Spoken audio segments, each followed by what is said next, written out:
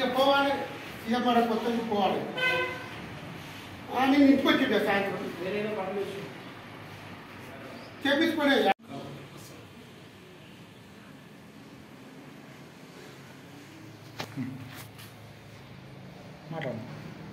ఈరోజు దుబ్బాక నియోజకవర్గము దుబ్బాక కాంగ్రెస్ పార్టీ ఆఫీస్లో డాక్టర్ ప్రంగాణ శ్రవణ్ కుమార్ రెడ్డి ఆధ్వర్యంలో కాంగ్రెస్ పార్టీని రేపు పార్లమెంట్ ఎలక్షన్లలో అందరూ ఏకమై ముందుకు తీసుకుపోవాలని,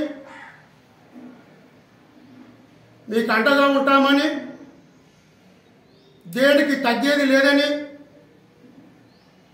ఇది కాంగ్రెస్ పార్టీ 125 ఏళ్ల చరిత్ర గల పార్టీ. ఈ దుబ్బాకలో కానీ మొత్తం తెలంగాణలో కానీ తెలంగాణ ఇచ్చిన సోనియా గాంధీ, మళ్ళా రాజీవ్ గాంధీ, ఆనాడు టెక్నాలజీ తెచ్చింది రాజీవ్ గాంధీ, తెలంగాణ ఇచ్చిన తల్లి సోనియా గాంధీ. అన్ని ఆఫీసులలో సోనియా గాంధీది కానీ రాజీవ్ గాంధీది కానీ వీళ్ళ ఫోటోలు పెట్టాలని కోరుతున్నాను. ఇది వరకు అదే ఆ పాత వ్యవస్థనే నడిపిస్తున్నారు కార్యాలయాలలో, అది బంద్ చేయాలి.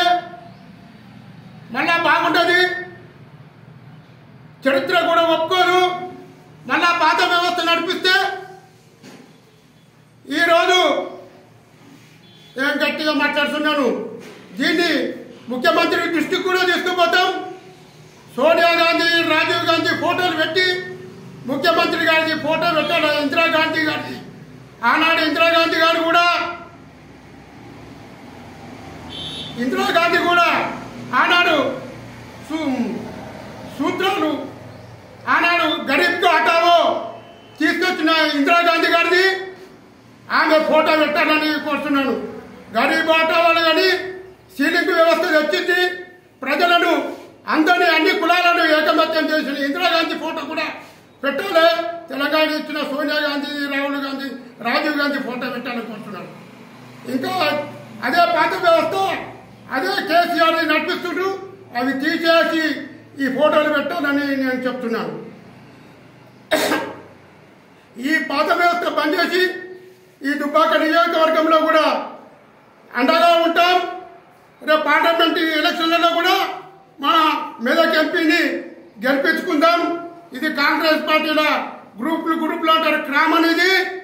ఈ నిన్న పుట్టిన టీఆర్ఎస్ గ్రూపులు ఉంటాయి, కాంగ్రెస్ పార్టీలో ఉండేయాలని నేను మాట్లాడుతున్నాను.